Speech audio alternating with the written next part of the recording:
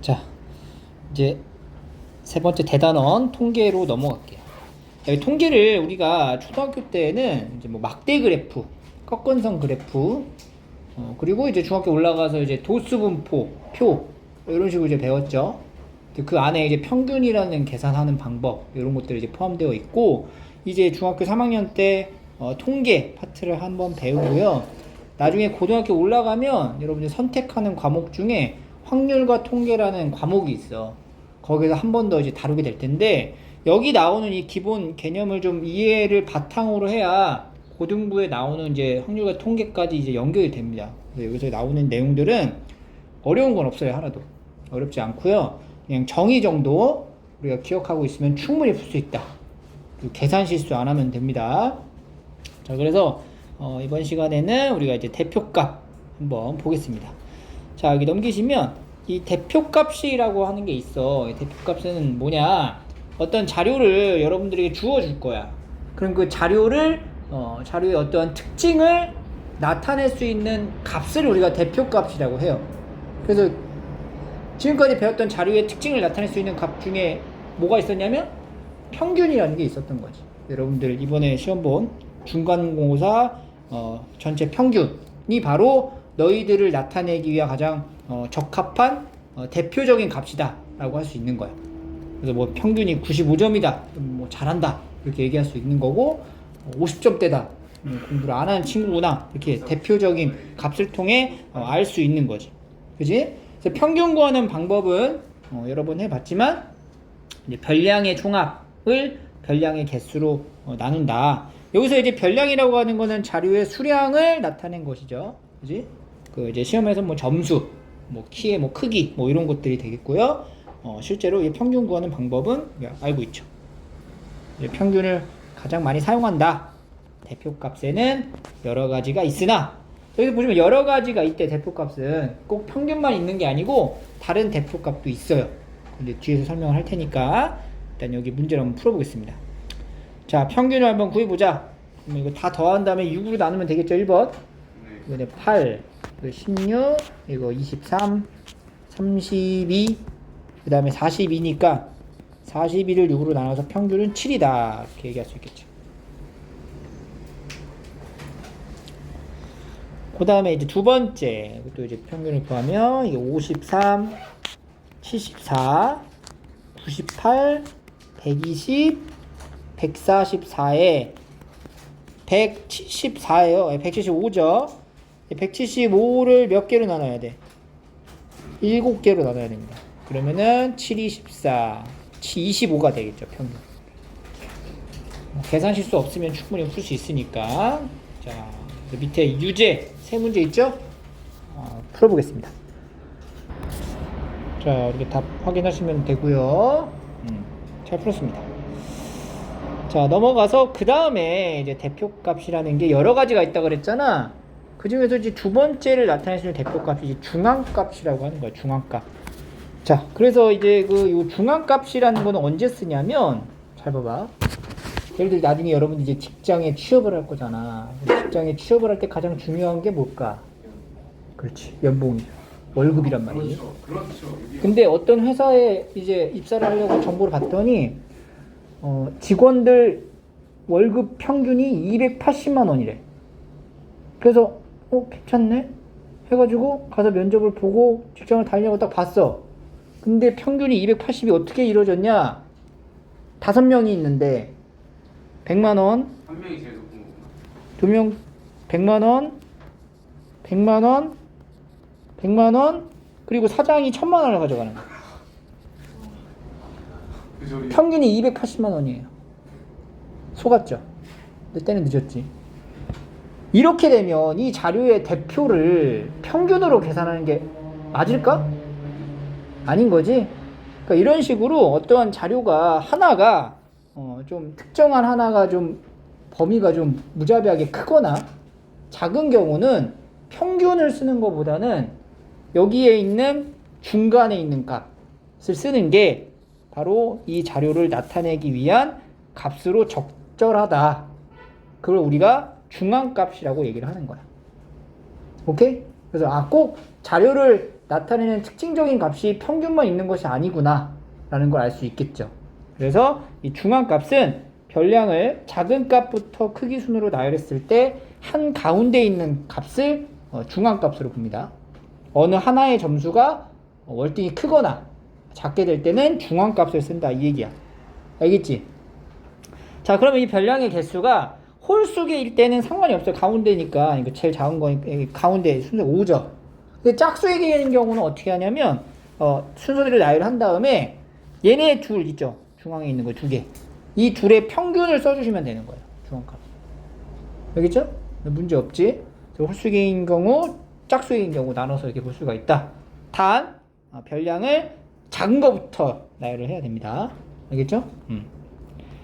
자, 그래서 여기 뭐 중앙값을 구하시오. 그럼 이제 작은 거부터 순서를 써야 돼 일단. 5, 16, 18, 20, 23. 여기서 중앙값은 뭐가 돼? 18이다. 이렇게 얘기할 수 있겠죠. 여기도 마찬가지로. 68, 78, 82, 110. 6개죠. 7, 8, 1, 8, 2. 그 얘네둘의 평균을 우리가 중앙값으로 얘기를 하는 거지. 얼마야? 80이겠지. 이렇게. 알겠지? 자, 그래서 밑에 유제 세 문제를 풀어보겠습니다.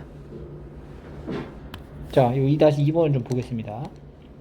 지금 여기에 자료가 14명이 있는데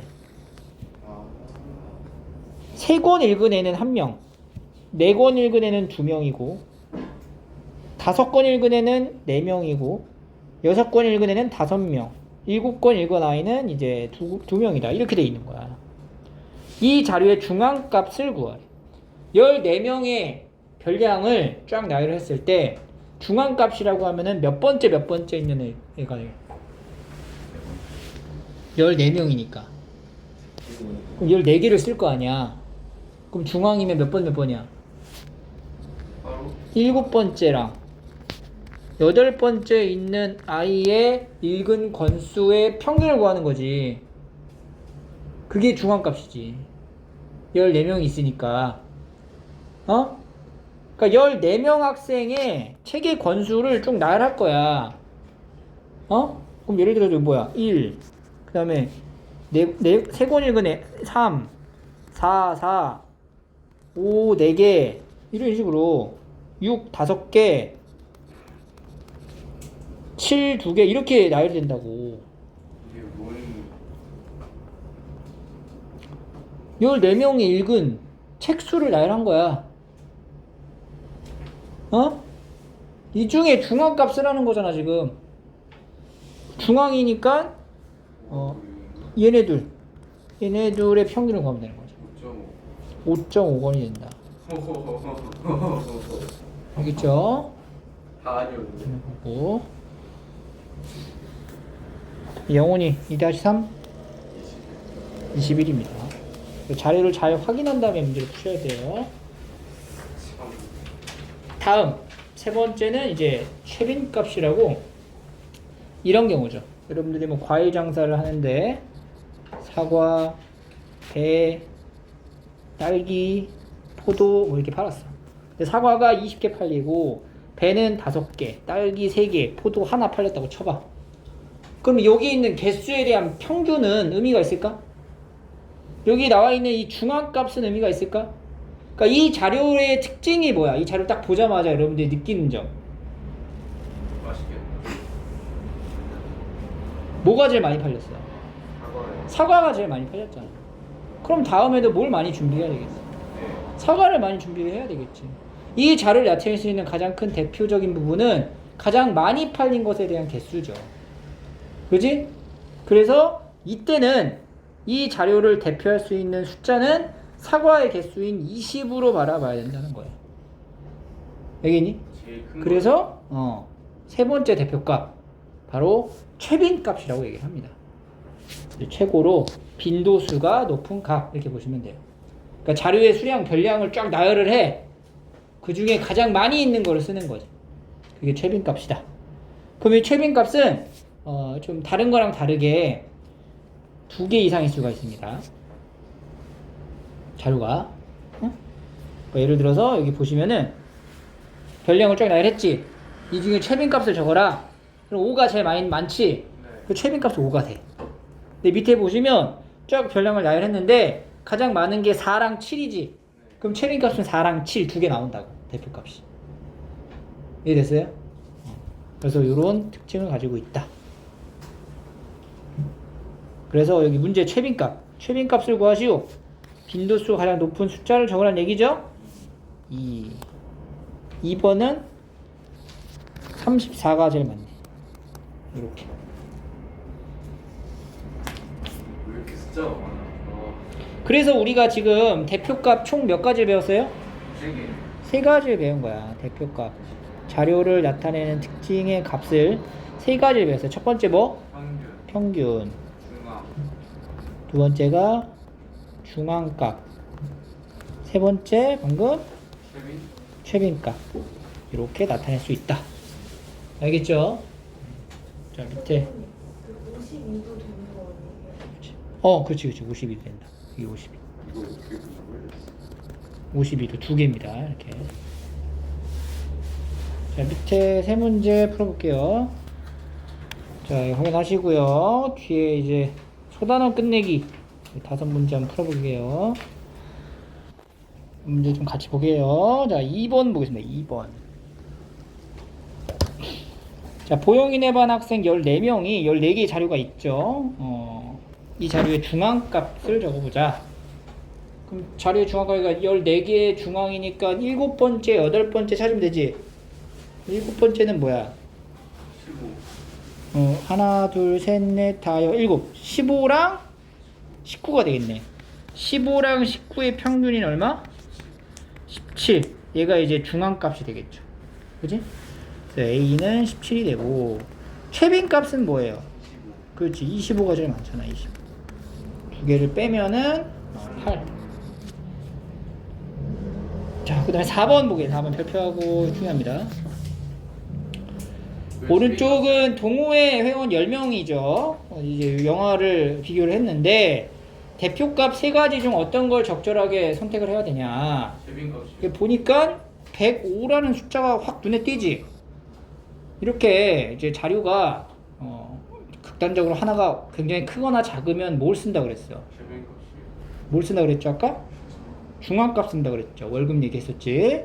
그래서 이런 경우는 중앙에 있는 값이 이 자료를 대표할 수 있는 특징의 값 중 하나다. 그래서 이건 나열을 해주게 되면은 3, 6, 7, 8, 9, 10, 11, 12, 13이니까 그 다음에 105까지. 얘는 사실 의미가 없는 거야. 이 대표 이 자료에서는. 중앙에 있는 게 9랑 10이죠.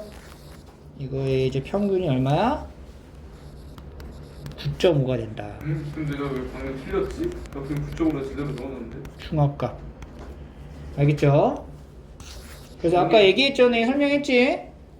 극단적으로 하나의 점수가 이제 높거나 이제 낮은 경우에는 이제 중앙값이 대표값으로 적절하다라는 걸 기억하세요. 자, 네, 5번.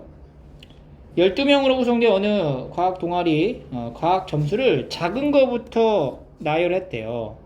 그래서 이제 첫 번째, 두 번째, 세 번째, 넷, 다, 1, 2, 3, 4, 5, 6, 7, 8, 9, 10, 11, 12, 12명 있어. 근데 여섯 번째 학생 점수가 뭐야? 82점. 그리고 중앙값이 85래. 그럼 여기서 알 수 있는 거는 일곱 번째 학생의 점수죠. 3은 몇 점이야? 88. 88점이다.